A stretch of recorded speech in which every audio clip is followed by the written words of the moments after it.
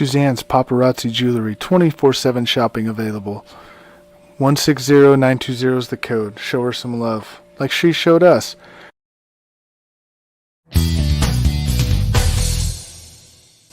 K&A Custom Crafts on Facebook.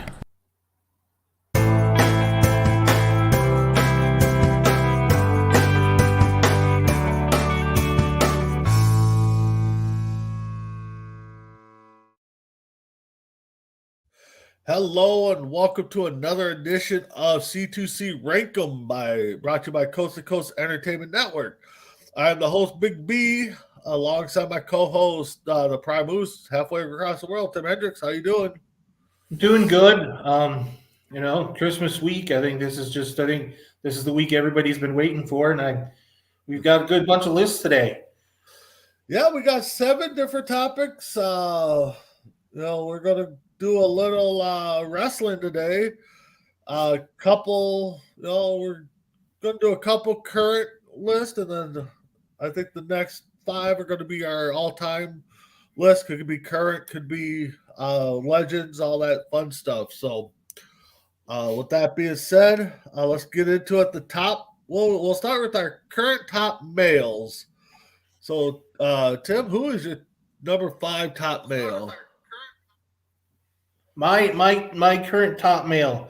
He's been gone for a while, so I have to say if this was 2 years ago, I'd have a different person as my number 1.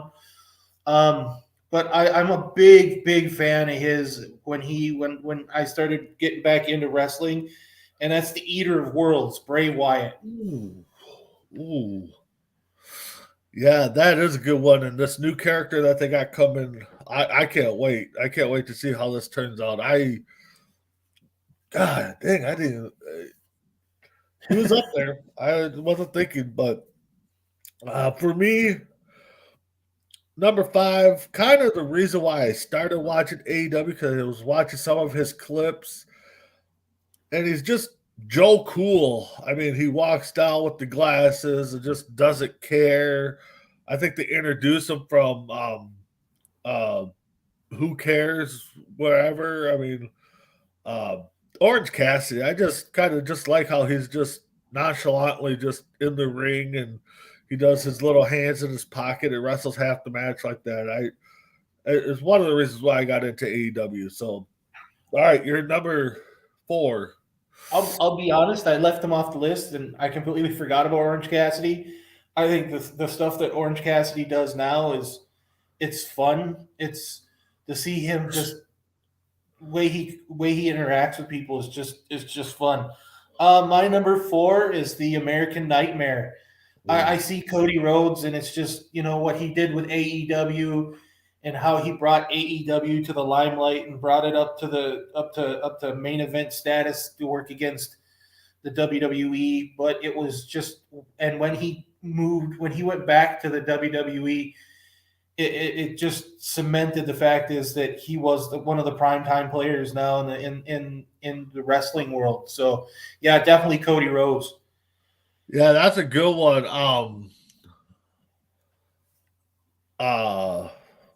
Yeah, I did have him on my list just because he's been out since that major injury to his right shoulder, I think it was. But he's definitely up there. The pop he got at WrestleMania was huge. Yeah. For me, got probably one, if not probably one of the bullies. I don't even know if I call him bullies, but just maybe this generation Stone Cold. I got John Moxley at number 4. Just the way he comes out through the crowd every time. He's just got that Stone Cold feel to him. So you're number 3. I like your Moxley, but I don't have Moxley.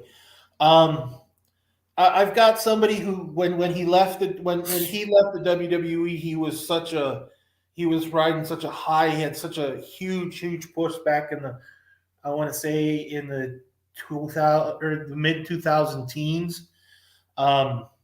and he started his own little. He got a. I don't understand how he got such a movement pushed over so big and so much that he did. But I've got Brian Danielson. His everything he does, they say he's the current day Shawn Michaels because he's the absolute utmost performer. He's everything. He's to the point where he's pushing everybody over. He's making everybody better. That didn't used to be the thing with Shawn Michaels back in the 90s, the early 90s, but the moment he started getting pushed back and he found his smile, as it were, with Shawn, when Shawn found his smile, he Mr. WrestleMania. He's everything. And Brian Danielson picked that ball up, and he ran with it. Yeah, no, I got you on that one. My number 3, I kind of like his character now. He comes out in all these fancy different clothing and, just has that weird walk. Seth Rollins, just, they're, I don't know if they're building him to be a main eventer, but he's definitely, for Raw, he's definitely one of the main guys. So, you're number 2. My number 2 has got to be the main guy at AEW. Every time I see a promo or everything that I see, he gets into a storyline. You see this guy, and he's just this absolute pain in the ass. He's this guy and he's only 24. I think I want to say he's like 24, 25, or 26. He's young, but he's got this attitude. And if he ever jumps from AEW to WWE, it's going to look sick. I've got MJF. I got him right there too, because he's 24, I believe, but young. I mean, even when I know it's a bit, even when your parents have signs when they go watch you wrestle that we hate them too, and then just videos I've seen on TikTok and YouTube of him doing meet and greets and signings, and he's just a dick to everybody, even the little kids. I remember he told one girl that his dad wasted 25 or should have wasted 25 cents on a condom. I mean, but again, we said it on Between the Ropes quite a bit. If you hate him in real life, if you hate him, he's doing his job. So, MJF definitely doing his job. So I can't see that guy ever being a face. So your number 1? I'm going to guess it's my number 1. It's probably, truthfully, if this was 2 years ago and Vince McMahon hadn't fired Bray Wyatt would have been my number 1. And my number 1 would have probably been my number 5. But ever since he got a new mouthpiece and found his way to get comfortable in the WWE and started really learning how to do promos better. When he got Paul Heyman, I think he got a million times better. I think when he became a heel and when he got his own stable, I think he got a million times better, and it's definitely Roman Reigns. Yeah, there's no doubt that's my number 1. I'm kind of getting sick of them holding all the gold, waiting for them to lose, but again, it's one of those where is he really a face? Is he really or a heel? Is he really a face? I mean, the crowd boos him, but they cheer him when they come out, because they like that entrance. And the whole bloodline, the tribal chief, I know a lot of fans are hoping that this year we get The Rock versus Roman at WrestleMania. Who knows? So, Roman definitely my number 1. Now let's flip over to the female side. Who's your number 5? When they made my number 5 a heel, I think it was 6 years ago. I think it was the best thing for her. Now there's rumors that she's going to be making a face turn here around Rumble time. But when they made Bayley a heel, I thought that was the biggest thing. I'm like, she's too sugary, she's too bubblegum, she's too this. And the moment she turned heel, I thought it was the greatest heel turn since probably Hogan that bashed the Ooh. beach. I thought it was huge because I thought they were gonna run her her sugary promos and all that. I did this and I followed you this. I'm thinking, no, it's getting old. It was getting old, and I thought it was a great when they turned Bailey. I thought it was perfect. Yeah, I actually kind of like Bailey's heel run right now with damage control. I didn't really care for it right away, but when she first turned, I get what you're saying though. I mean, it was a kind of a shocker, but yeah. No, my number 5. Um, I don't believe she's lost a match since she's come on for AEW, and I don't know why they're not giving her a title push for the women's title. I know she holds the women's TV title, I think, or TBS title, one of the whatever they call it. Jaden Cargill, she's Oh just a gosh, beast. I don't know why she hasn't gotten a world title shot yet, but no, she's definitely up there now. Her and the little beef with her and Bow Wow is kind of throwing me off, but whatever. You're number 4. my number 4 is the leader of what is that group called? Judgment Day.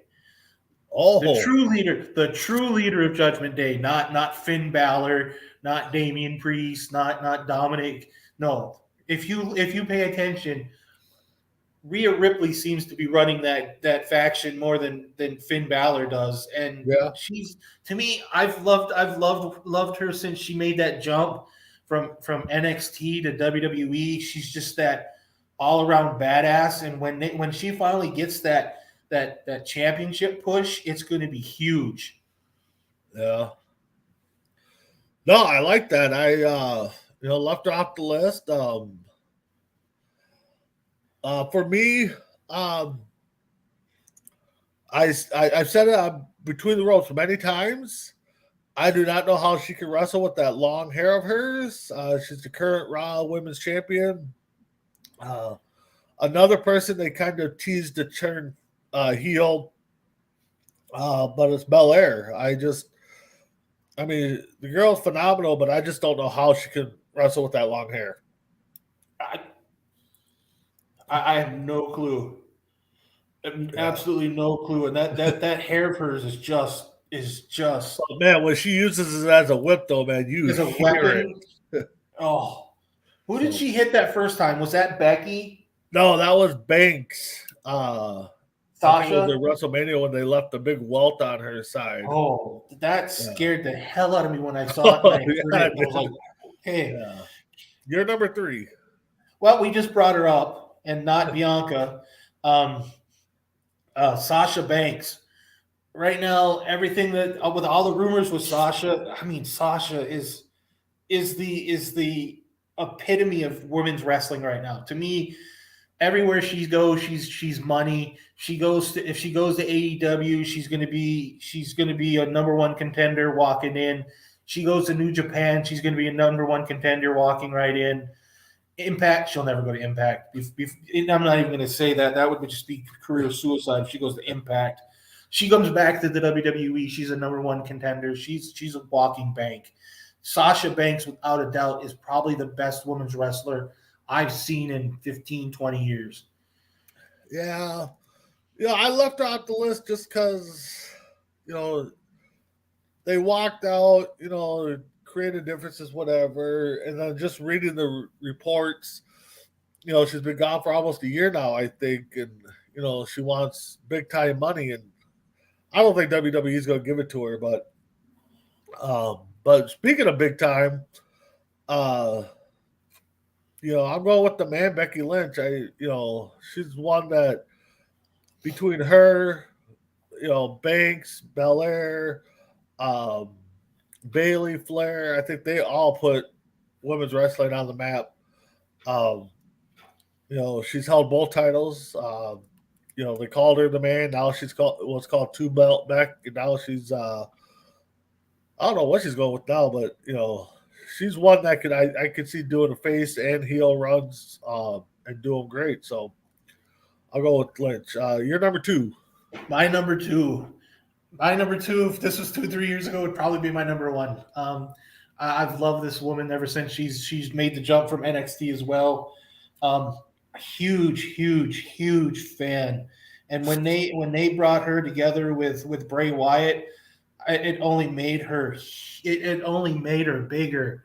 And I didn't think it was possible. But when you get Alexa Bliss, to me, I don't understand. I never understood it. But then you get her. What is she? All of 5'3", but she's got the attitude of like of the she's got the attitude of a 7 foot tall pit bull. I mean, it's just crazy, and her and everything she does. I remember her in the elimination chamber going, and she was practically in tears. The next thing she goes, I knew it. I'm like, okay, I'm like the attitude. Her heel was just her heel run is amazing. Nah, she's definitely another one I left off my list, but nah, every character she's had, she's done it to the fullest.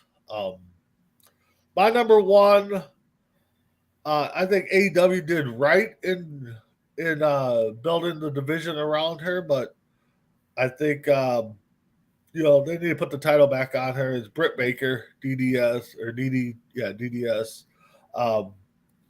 But she's definitely an up and comer.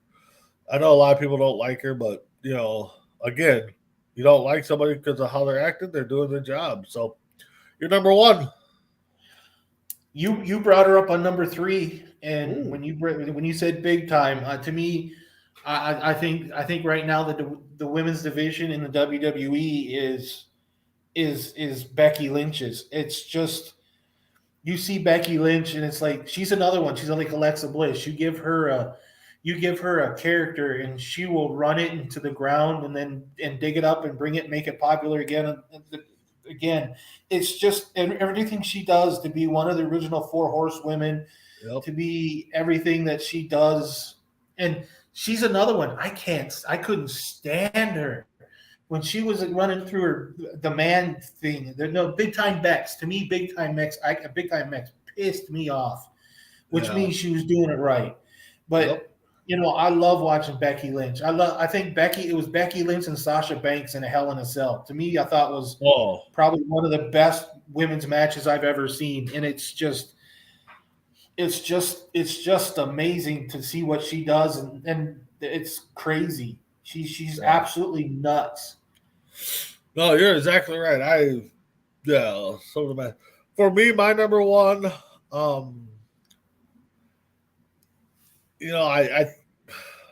it's tough for me to not put her there because of who she is, but again, she's done everything right. She's got the talent. Right now she's off, and we're all waiting for her to return. And that's Charlotte Flair. She's in Italy right now. Is she? She's in right now. She's in. Where is she? I think she's in Milano right now. She's on her honeymoon with Andrade. Oh, Andrade. Yeah. All right. Well, if you bump into her, say hey. Yeah, I will. But no, she got into the business because of her brother passing away. But again, for a while there, I think they pushed her because of who her dad is, Ric Flair. But I think she's kind of got into her own, and she's kind of developed her own career path. And I think that's the one part that WWE is missing. But again, they got a lot of talent over there that they're not missing it too much. So, all right, let's get into our all-time face characters, I guess you would say. So, who's your number 5?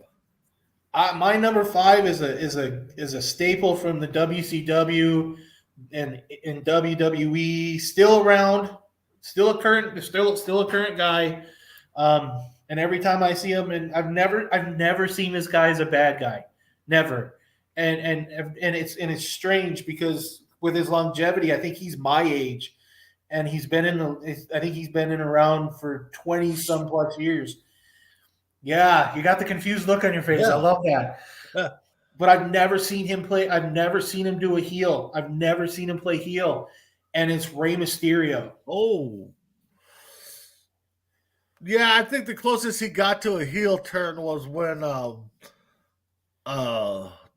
black and red NWO, I think, was the closest that I would consider a heel. But no, I like that pick. I wasn't really thinking Ray.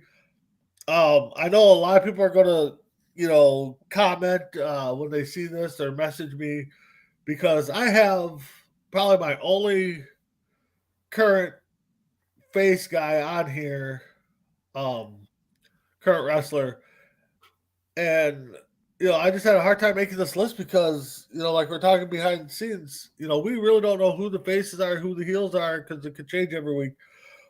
But I gotta go with Orange Cassidy. I just like how his nonchalantly style. I just he just doesn't care. I guess I don't know. I just like it. So number 4.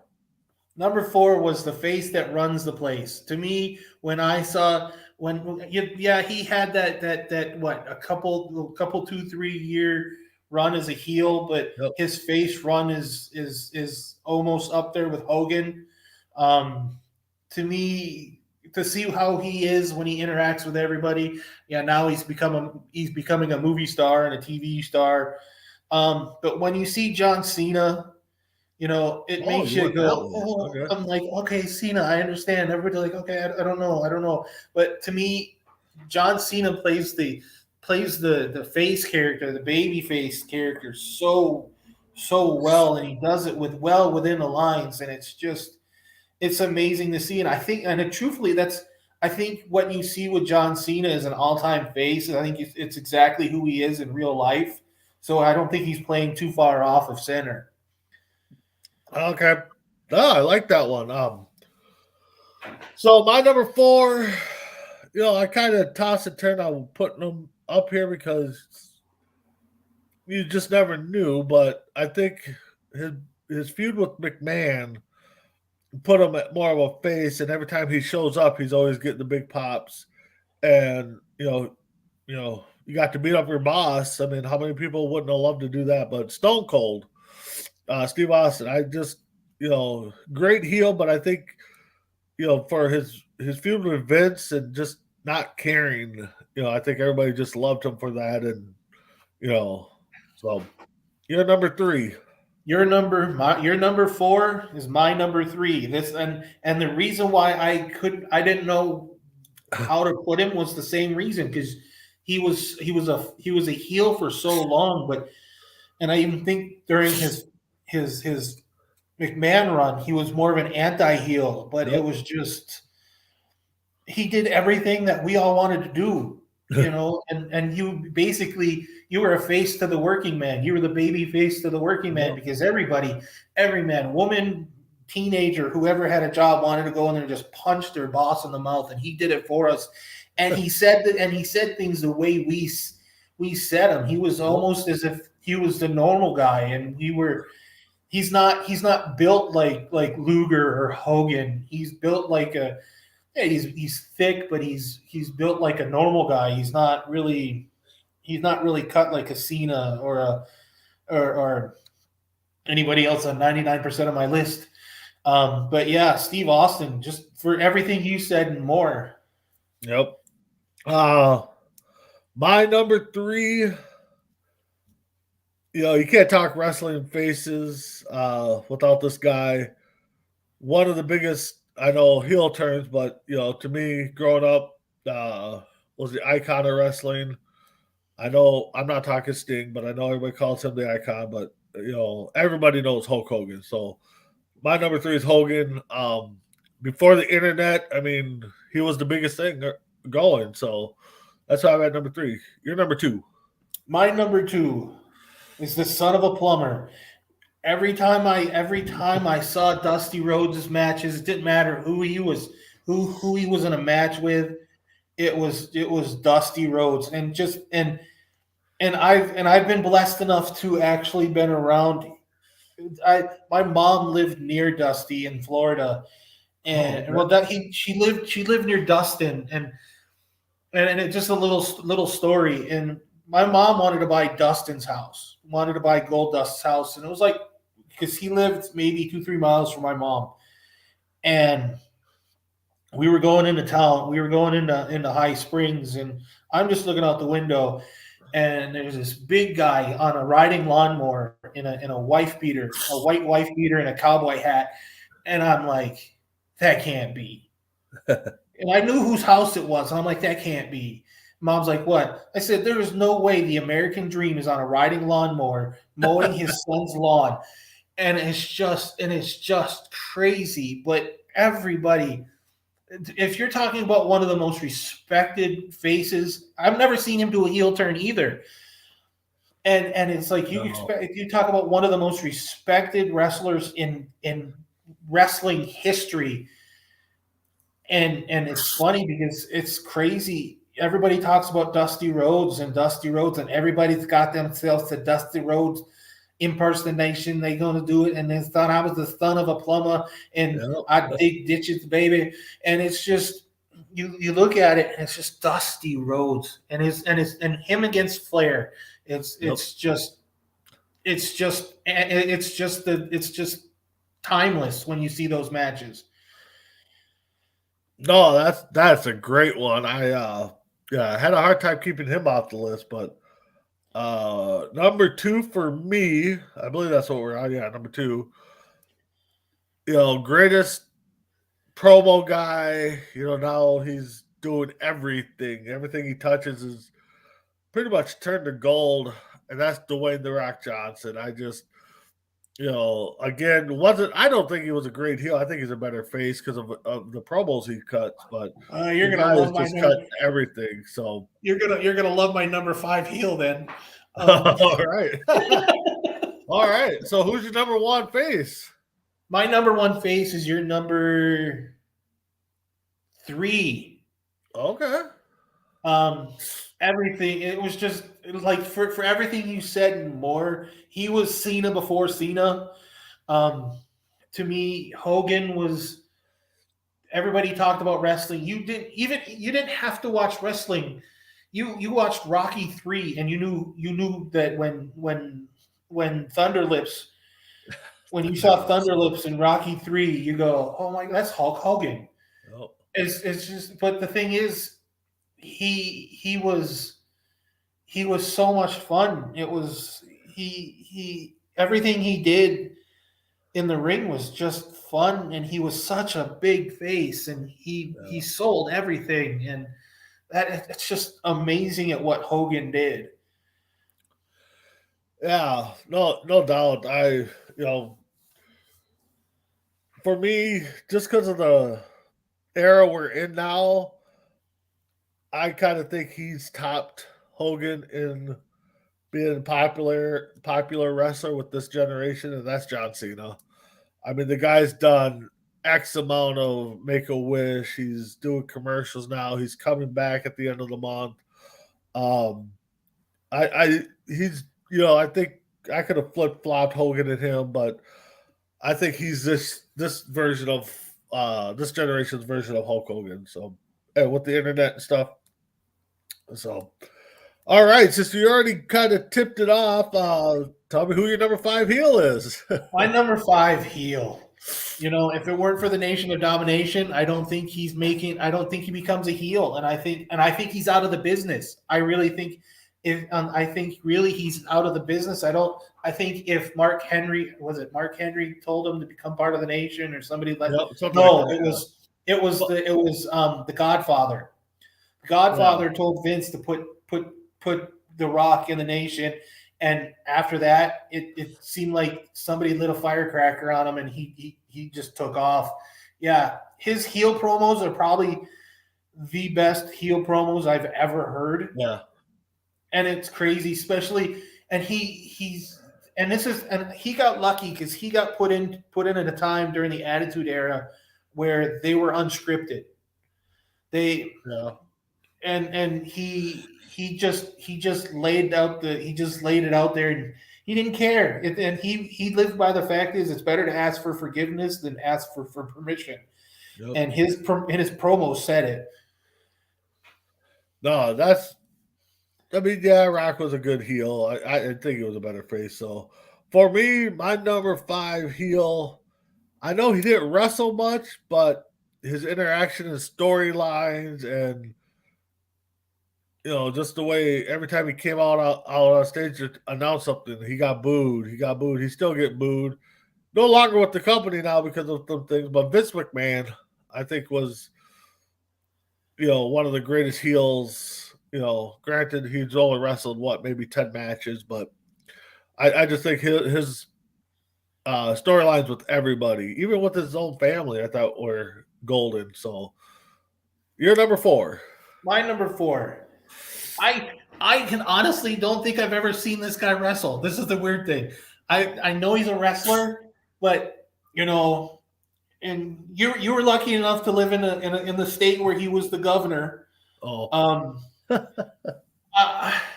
just to hear him throw Vince McMahon to the carpet when they were as an announcing team. But I swear to God, I don't think I've ever seen him wrestle. But his promos are amazing, and they are. And to put him into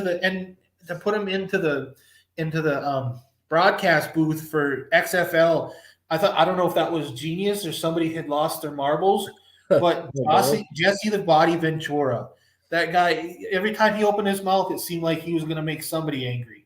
Oh yeah, no, that's definitely a good one. I like that one.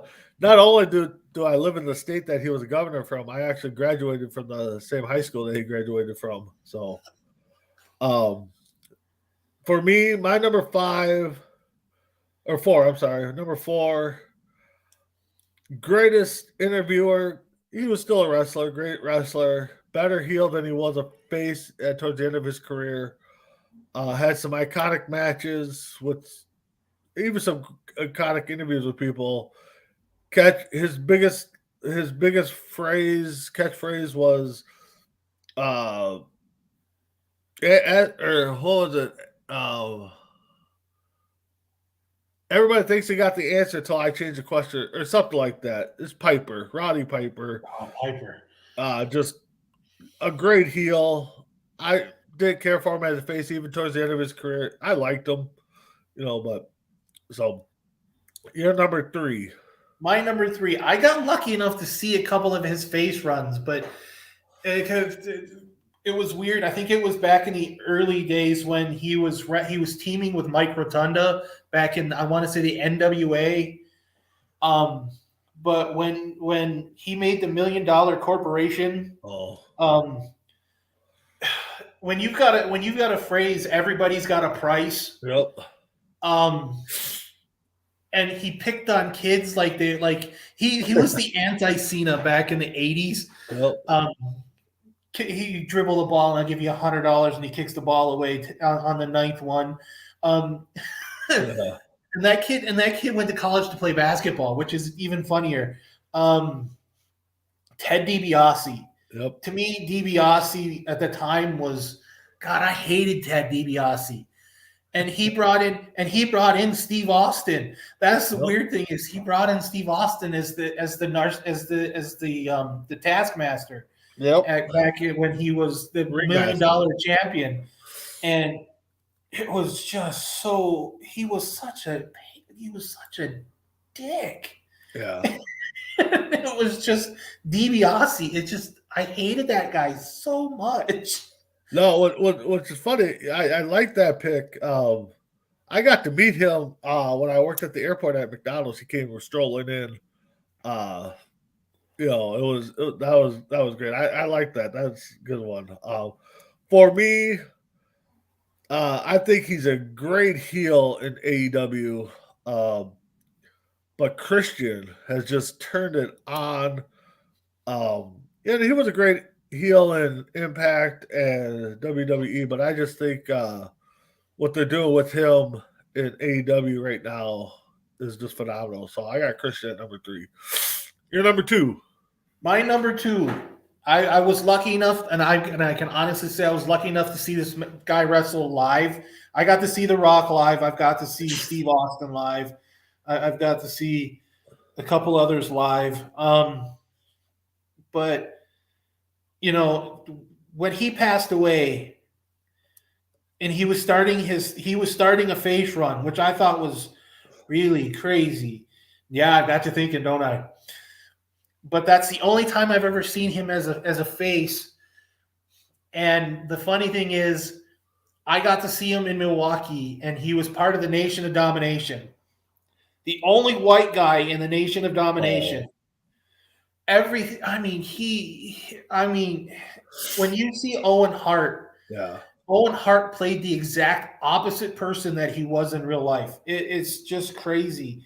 Yeah. And I'm not a nugget. I'm like, come on, bud. It was everything he touched was gold, and that's one guy that I wish had gotten a title run.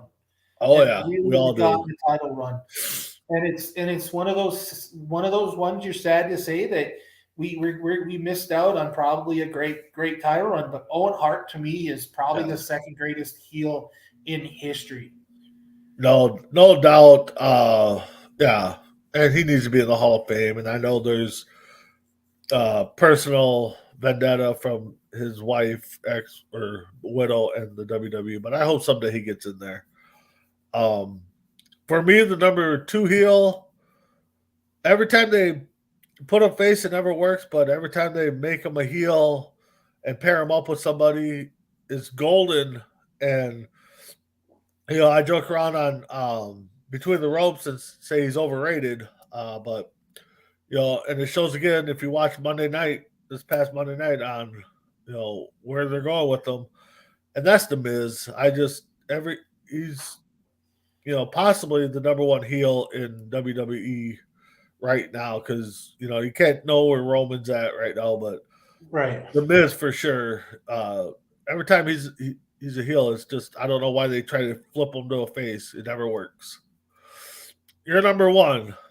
My number 1 is a good Minnesota boy. No, not Brock. Yeah. No, I think Hogan's originally from Minnesota too, isn't he? No, No, is he he's a transplant. He's a transplant. Okay. Yeah. Yeah, mine's not a transplant. Mine I know was born in Minnesota, and I'm not saying Kurt Hennig, but Hennig should be on this list too because I've never seen Mr. Perfect not be a heel. Probably one of the best intercontinental title holders ever. Him and Honky Tonk Man. Yeah. But Ric Flair. Ric Flair is the blueprint when it comes to heels. Ric Flair knew how to get under the skin of anybody, everybody, and it didn't matter if they were another heel or not. Ric Flair was the epitome of heels. I've rarely seen Flair be a face, and it was brief. But Ric Flair is the blueprint. And actually, Ric Flair is not from Minnesota. He's actually from Tennessee. Really? Yeah, he was. If I remember he was right, adopted. if I remember right, his documentary he stated that he moved up here and got adopted or something like that. Yeah, I knew Flair was adopted, but I didn't know he was a transplant. That's like Lawler's from Tennessee too, and but he's a big Cleveland fan. I knew that. Yeah. No, I definitely like that pick. My number 1, possibly the best heel going right now. I think he's kind of trying to do the Ric Flair type thing, and but MJF, I think AEW's found their guy to build around, kind of like NWA, WCW built around Flair. I think they're going to start doing that with MJF. So hopefully they get it going. So Flair actually attended the Golden University of Minnesota, so that's how he got up here. Oh, okay. Yeah. So let's go into our all-time tag teams. Your number 5 tag team was my number 5. Did I see them live? Nope, never saw these guys live. I saw half of these guys live. Yeah, they became popular in the WCW. They all ended up becoming huge after they left WCW and broke apart. I think they were managed by a Paul Heyman, if I'm not mistaken. Back during back when he was Paulie Dangerously in WCW. I briefly think, but when you hear the people that are in the tag team and then you realize that no, it's not the Rock and Roll Express. It's not the Heartbreakers. Uh, but when you see Brian Pillman and Steve Austin as a tag team, did you ever get a chance to see some of the Hollywood Blonde stuff? Yeah. The Hollywood Blonde stuff was doing stuff that they're doing now. Back then, back in the mid '80s, mid to late '80s, and I just loved it. And the thing that always catches my attention, I will watch a Hollywood Blondes tag match. I will stop anything to do just to watch a tag match. I don't know if maybe it's mostly because Steve Austin had hair, long hair, but to realize what those two did after they broke up, actually all three, because I think like I said, Paulie Dangerously, I think might have been their manager at the time. But I don't believe he was the manager. It wasn't. I thought it was. I know he had the Dangerous Parker. Alliance. I know he had the Dangerous Alliance in WCW. Yeah. But to think what Pillman did and Austin did after they broke up, it's crazy. It's just absolute crazy. But they were just to see them were it was just an amazing. It was amazing to watch them. Yeah, I know there are going to be people in the comments and watch this later that are going to go, there are better teams than the Hollywood Blondes. To me, there probably is, but to them, probably is. But I keep seeing Hollywood Blondes, and I remember them. It's just, I think they were just fun to watch back in the time when tag teams probably weren't that fun to watch. No, you're exactly right on that.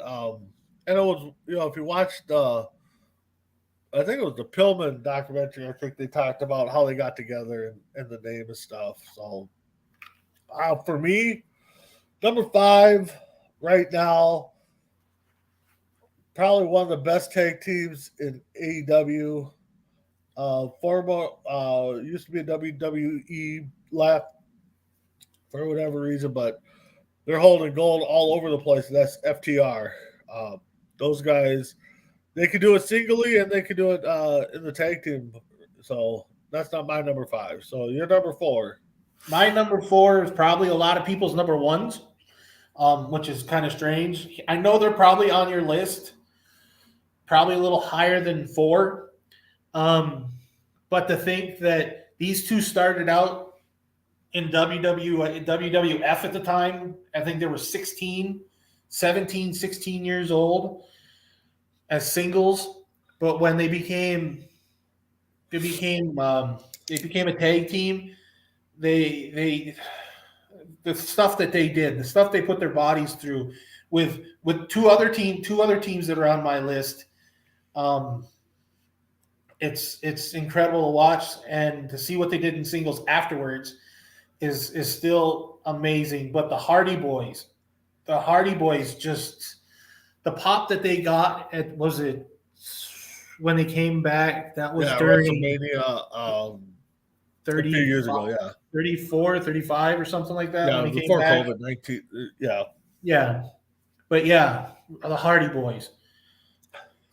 No, I got them at number 4 too, because like you said, the things they've done with Edge and Christian and the Dudleys, the ladder matches. They went their separate ways. They've come back. The things they've done in Impact. I know.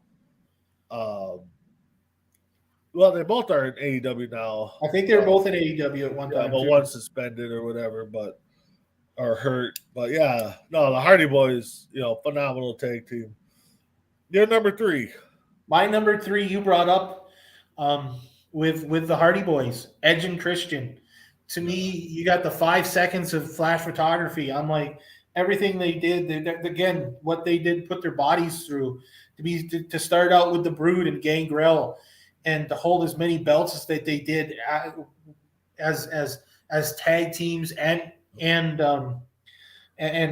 singles. But these guys as a tag team is absolutely phenomenal. I'm hoping before Edge retires here, when they go back to Toronto, because my understanding is he's retiring after his next Toronto match. I hope that that Hunter Papa H will let Christian come through the forbidden door and have one tag match again, just for old time's sake. I would love to see a Toronto match where it's. I know. Devon can't wrestle anymore, but to see them come back, to see all of them come back on for maybe some type of match or something along that lines would be cool to see in the next year. But Edge and Christian, to me, they were just, again, those guys put themselves through car wreck after car wreck and held titles over titles over titles. But you can't talk about tag team without talking about Edge and Christian. No, definitely like that pick. My number 3, is today's number 1, I guess, as you could call the Usos. I mean, yeah, we talked about the bloodline, and I don't think they should hold all the gold, but they're doing it right now. I mean, they're going through everybody. So my number 3 is the Usos. Your number 2. This is, I'm going to almost bet this is like 95% of the people's number 1. I was lucky enough to see these guys wrestle at a Raw in Milwaukee. And to see what the Dudley Boys did in ECW and WCW, I don't think they were WCW, ECW, the WWE, Impact, back at Impact when they were Aces and Eight, when they were part of Aces and Eights. I think they've held every title under the sun. I think they've held the New Japan. I think they've held every title that you could possibly at the time. And to be as innovative again with the 2 teams that I have, 3 and 4, it was amazing to add the tables to the ladders and chairs match. It's just crazy, and the destruction that these two have left behind is in the ring is amazing. They basically made the division in ECW. They innovated the division in WWE, completed the division in Impact Wrestling. To me, we're 3 steps behind today if it weren't for the Dudley Boys. Yeah, no, I definitely like that one. For me, one of the great tag teams in the early 90s, late 80s, I guess, managed by Jimmy Hart, Anvil and Bret Hart, the Hart Foundation. I just love their chemistry, and just, Bret went on his way, but I still think together, I think Bret Hart wouldn't be who he is if it wasn't for their tag team runs at first. So you're number 1. I'm hoping it's the same one you've got. I'm hoping. I hope so too. I'm hoping. I think I might be wrong. This might be where me throwing up a softball and me being wrong. But I think these guys are from Minnesota.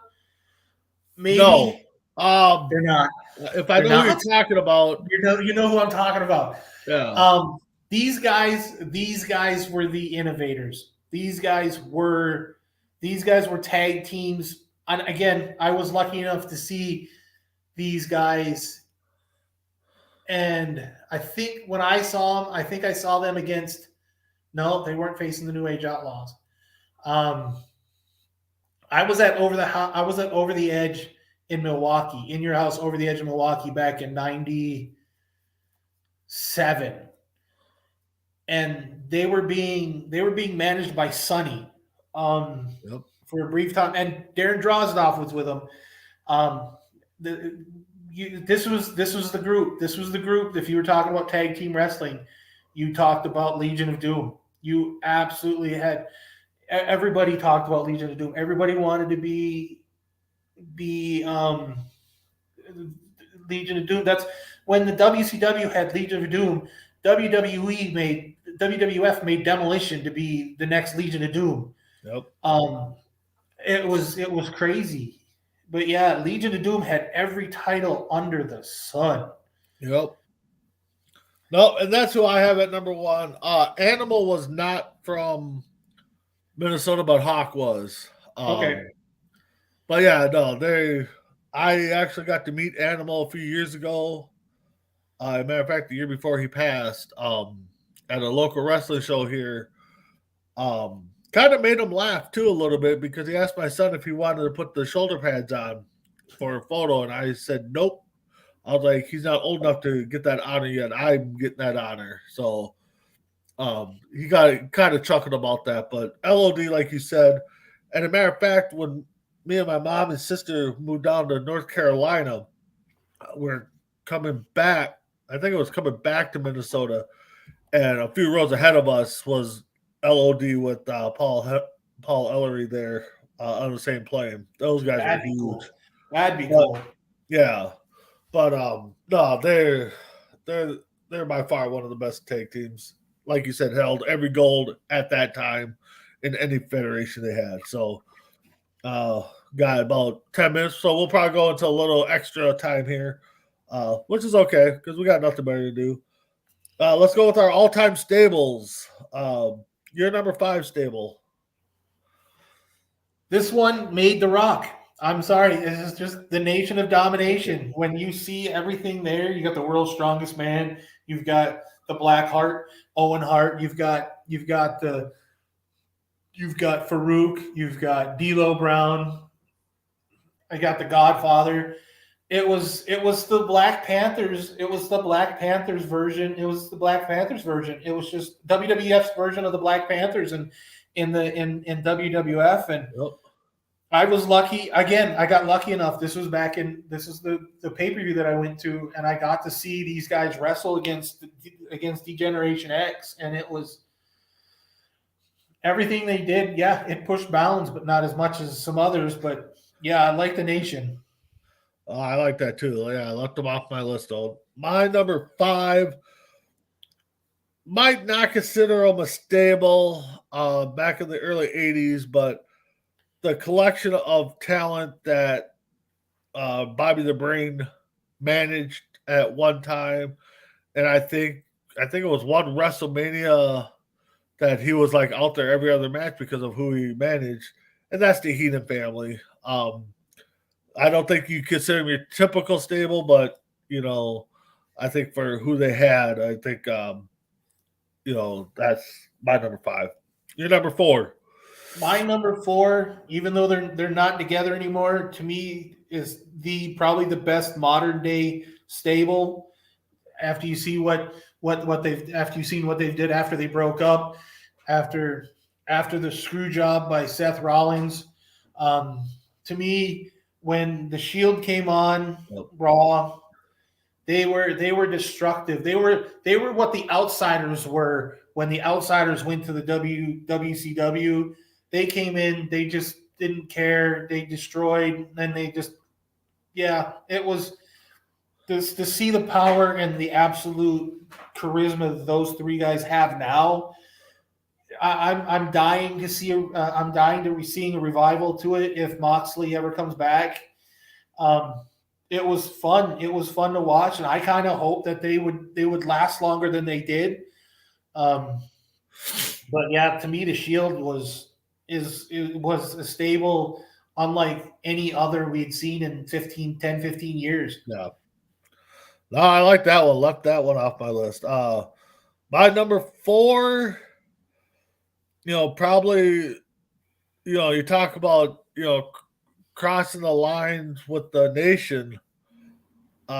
Degeneration X did it too. They crossed so many borders, so many lines, pushed the boundaries. Still wish WCW would have opened the doors, the garage door when they were back there. I would have loved to see what happened. And I know, Bischoff said it, if he knew that was going to happen, or if he knew what was going on, he would have opened the door. So the ultimate forbidden door. That would have been a great ultimate forbidden door. Yep. No, so DX is my number 4. You're number 3. Well, your number 4 is my number 3.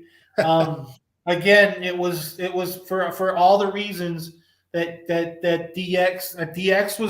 DX was basically what every kid was going through at the time, and they didn't. It was the Steve Austin Yep. where you wanted to punch them in the face, but this was like you let the teenagers in your wrestling ring and you let them say whatever the hell they wanted to. Yep. And you knew it was bad as you knew they were onto something is when the USA Network gives them a piece of paper, says you can't say this, this, and this, and this, and they proceed to at the beginning of Monday Night Raw to read the whole thing unedited. It was and to find out that USA loved it. Yeah, they knew how to push lines. They knew where the line was, and then they decided to jump over it. It was amazing to watch those guys. Yeah, and they said Vince wasn't on board at first, but once they started seeing the dollar signs, he was. My number 3, now I'm probably going to bring in a lot of controversy because honestly, I think this stable is probably the GOAT of all stables. And to have them at number 3, and I kind of I'm kind of sticking myself and putting them at number 3. But yes, the Four Horsemen. I mean, the original Four Horsemen. I mean, they've branched off. They've had some good other stables, but Flair, Ole, Tully, and Barry Windham with J.J. Dillon as their manager. To me, I know people watch this and be like, how can they be the GOAT if they're your number 3? If it wasn't for them, I don't think we get these types of stables. So that's my number 3. Your number 2. My number 2 is not your number 3. My number 2 is the reason why number 3 becomes number 3. Because if the NWO doesn't happen, Degeneration X doesn't happen. To when you bring up the biggest controversial turn in wrestling history, you bring in Scott Hall, you bring in Kevin Nash, and you're thinking a war is getting ready to happen, and it made you want to watch. It was the greatest marketing tool in wrestling history. And when you see those guys coming in and you're watching, switching between WCW and WWF, and you're going, what's going on next? Then you see Hall and Nash come down, and you're stopped, and you're not watching WWF anymore. And to have Bischoff come in, your GM, be your guy that's running the whole thing, I thought it was amazing. It was what the Shield was doing only 15, 20 years earlier. And they were pushing limits, and some of the stuff that Nash was saying. I've never seen a ring fill up with trash so fast in my entire life. It's like holy smokes! You watch matches over in Japan and they throw streamers in, or you watch Ring of Honor and they throw streamers in at the beginning of the match. These people were throwing them in. I mean, it was amazing. And just to be hated that much, and then as quick as it was hated, it was loved. Yeah. I mean, it was amazing to watch the NWO. I don't know how many groups of people I could sit there and go and sit there and do the Hungarian Wolf. And it's just, and they knew exactly what was going on. And it was, to me, the NWO exists. If NWO doesn't exist, Degeneration X doesn't exist. Yeah. No, my number 2 is probably one of the most popular stables right now going, and that's the Bloodline. I mean, they got all the gold. You don't know if they're face or heel. They get cheered when they come out. They get booed with some of their comments. But yeah, the Bloodline is definitely number 2. You're number 1. My number 1. This is where the controversy comes in for you, bud. Because my number 1 is your number 3. When we brought up stables, the first thing I thought of was the Four Horsemen. To me, the Horsemen was you thought of it right away, and you didn't turn on WCW and you didn't watch NWA and not see the Four Horsemen. You didn't see, I think, AWA. I think the Horsemen was in the AWA for a little bit too. Maybe not a little bit of that, very little bit, but I think they got their real start in NWA, right. But when this is another one, if you do the Hungarian Wolf, they know exactly what you're doing. But you do this, they know exactly what you're doing. Yep. And it's crazy. And that's the thing that everybody's going to say, Flair got put on the map because of Dusty Rhodes. No, Flair got put on the map because of the Horsemen. To me, it's the Horsemen. Ole doesn't become a big name unless it's the Horsemen. Arn doesn't become part of the big name unless unless it's the Horsemen. Yeah, there are others. You're right with Barry Windham, and Ole and Tully Blanchard. But yeah, I've always got, to me it's always Ole, Arn, Tully, and Rick, Yep. and with JJ Dillon as the main heel. To me, it was the Four Horsemen. This was a give me number one. No, you're definitely right. Like I said, with me having on number 3, I knew it'd be calling him the GOAT would be hard, but my number 1's your number 2, and it started the Monday Night Wars. And I've always asked the question too: if Hogan doesn't turn, does the NWO exist as well as it did if it was somebody else? And I don't believe so. I think because especially when you hear the rumors who originally was supposed to be the turn, Yeah, I think if to be honest, if it were Sting, I think you still have the big thing. I think because it was supposed I to be. don't know. I mean, and that's something that's a good debate, but I don't think so. I don't think we get. And the NWO blew up too much. I mean, if you kept it the original Outsiders, Yeah, Pac, and Hogan, or whoever the leader would have been, I think possibly, but like you said, they're hated so fastly, but then so loved within a few months that it was just unbelievable. But yeah, the NWO for me, number 1 stable, on my list. I mean, yes, the Horsemen are the GOAT of stables. So let's hurry up, wrap it up here. Our all-time favorites are Mount Rushmore. You're number 5. which is not on anybody's list. This is funny when you realize this. And he had the streak of all streaks. He had the Garrick streaks of all streaks. The Undertaker. And this is another one that if you watch wrestling, it was the Undertaker. But that's the reason why, and I'll tell you the reason why he's not on any other list. I didn't know if he was a heel or a face. So I put him on. I put him on, but to me, I'm lucky enough to see him wrestle. Yeah, to me, Undertaker is number 5.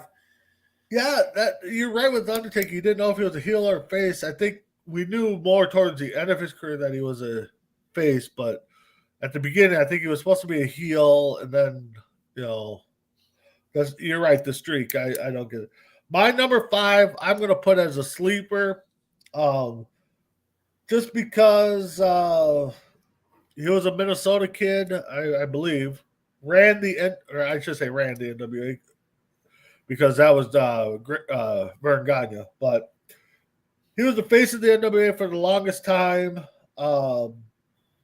and probably could have put him up as one of the top heels because I don't think I've ever heard the guy be a face, and that's Nick Bockwinkel. If you guys don't know who he is, great AWA champion. Took it over for a while, tried to bring it back, relaunch it, didn't work out. But Nick Bockwinkel definitely my number 5. You're number 4. My number 4 is probably number 1 on a lot of people's list. But I just see the 3 people that ahead of him just were a trillion times better for some reason. Is Hogan. Hogan, to me, he crosses so many genres, so many generations that he's one of those people who recognize him. It's one of those recognizable things, but everything he seemed to have touched seemed to turn to gold for him. Nope, you're right.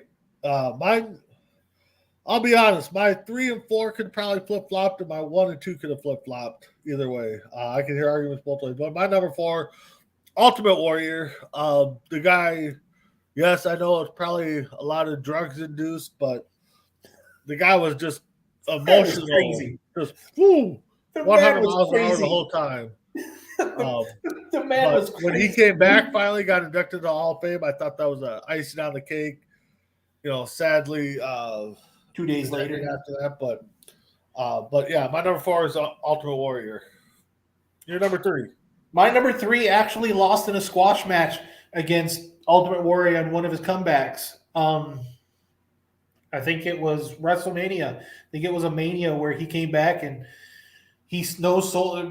Warrior no-sold for him and basically squashed him in like 2 minutes and 13 seconds.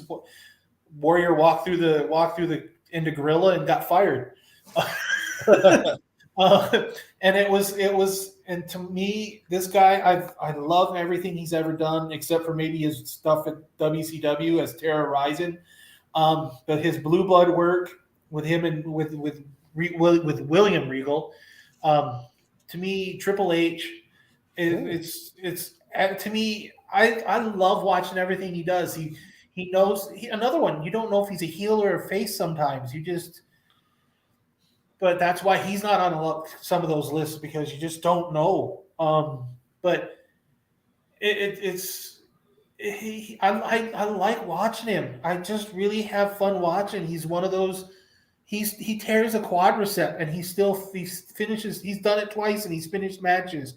He makes you hate him in such a way that you hope he dies like King Joffrey in Game of Thrones. It's just. But everything he does, it's again, it turns to gold. Maybe that's why we're kind of hoping that if in the WWE in his hands is going to get better.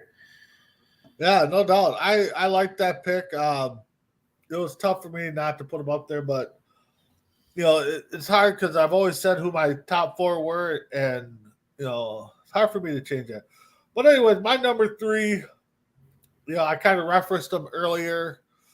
The Icon Sting. I'm big fan of the Surfer Sting. Not too big of a fan of the Crow Sting. Kind of like the Joker Sting when it was in Impact, but I gotta go Sting as my number three. What do you think of his work with was it Danhausen? No, Darby Allin.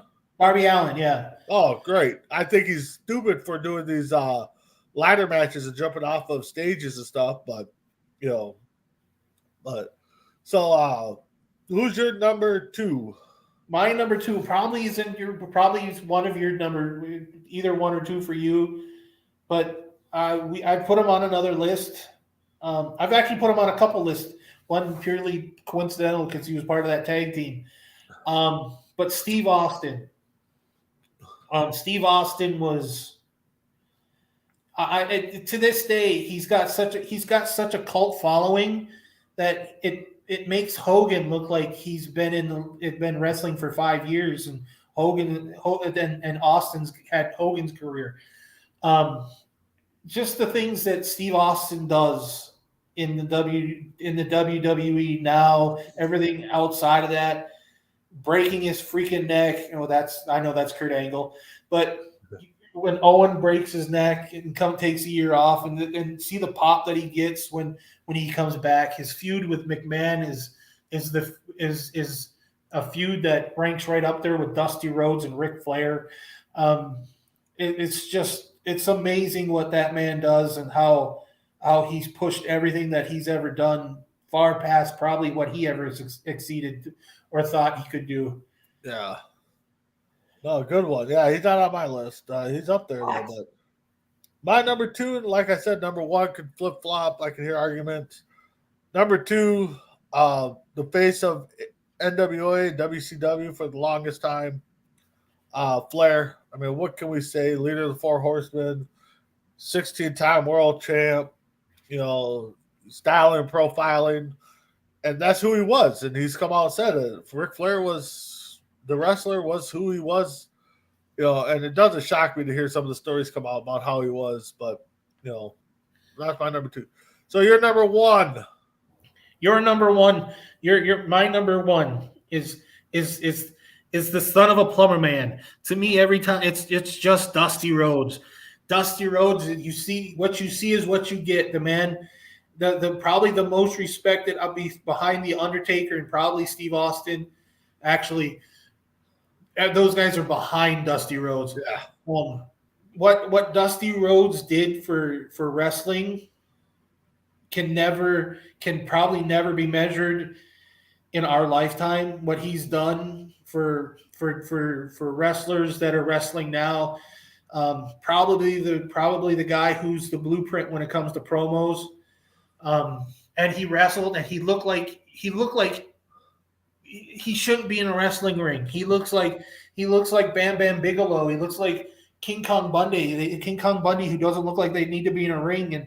And when you see some of the things that he does, the atomic elbow, the polka dots, it's amazing at what he did with what he had. Think about if he was built like Brock Lesnar and he had the same attitude. I mean, do we get the same Dusty Rhodes? No. Dusty Rhodes is I love Sting and I love the moniker that he's got as the icon, but to me the icon is always going to be the American Dream.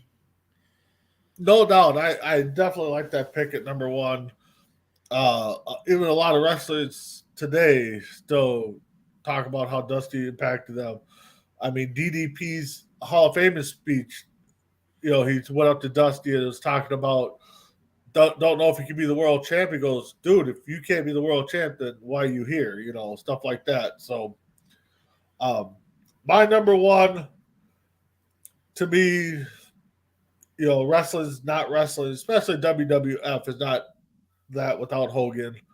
Hogan carried that, went to WCW, brought in the NWO, and I kind of compare it to back when I finally got to meet Hogan at Mall America here. I was there 7 hours before he was supposed to be there. Jeez. The Vikings had a signing party, a rivalry party. It was them versus the Packers. They were doing some kind of charity thing. 300 people might have shown up for that throughout the hour or 2 hours they were there. Once they cleared out, and I would say probably about 2 hours before Hogan was supposed to be there, the rotunda of the Mall America was packed with at least 3,000 to 5,000 people there, all around, all three floors, all the way up in line. And I was there way beforehand just to get in line because I knew how big he was. But, again, you can't say wrestling without Hulk Hogan. I mean, it's just, it is what it is. So with that being said, that's our list this week. Tim, you got any final thoughts? I got a question. Who's your favorite wrestler that you ever got to meet? Oh, Hogan. No doubt. Animal. Well, I'll throw it out there. Yeah, I got to meet Hogan. But I would have to say the funnest I had was a wrestling show a couple years ago. We went and they had a bunch of AWA wrestlers, and of course that's where I grew up. I got to meet Greg Gagne, Jumpin' Jim Brazil, the Clawmaster, Baron Rasky, Paul Ellering, Animal. I mean, nothing beats that, but to be able to say I met Hogan, yeah, that's definitely up there. Big Show I got to meet, here locally. So, but your final thoughts though, let's get it going. I love the lists. It was fun. Yeah. It brought me back to some of the stuff. Again, thanks for watching. Don't be afraid to give us comments on everything. We definitely read our comments. If you got any ideas, jot them down in the comments. We want to hear. If you can't get them in the comments, just leave us a message. We definitely want to hear your guys' ideas just as much as our ideas too. Yep, exactly. And keep checking out C2C. Tonight we got Between the Ropes. Tomorrow, I believe we're doing Sports Minute, the Ball and Joe Show. Thursdays, OVW, Creeping It Real. Friday, I know we're still kind of open with things. But Sunday morning, this week, we are going to not have our morning tailgate show because of the holidays. So everybody have a great Christmas. And just keep checking us out. We got stuff brewing with the Women's Professional Football League, the Oregon Cougars, who we will be streaming their games on. So just keep checking us out every week. But we'll see you next Tuesday for Between the Ropes. We'll see you next Tuesday for C2C Rank Em. So have a good one.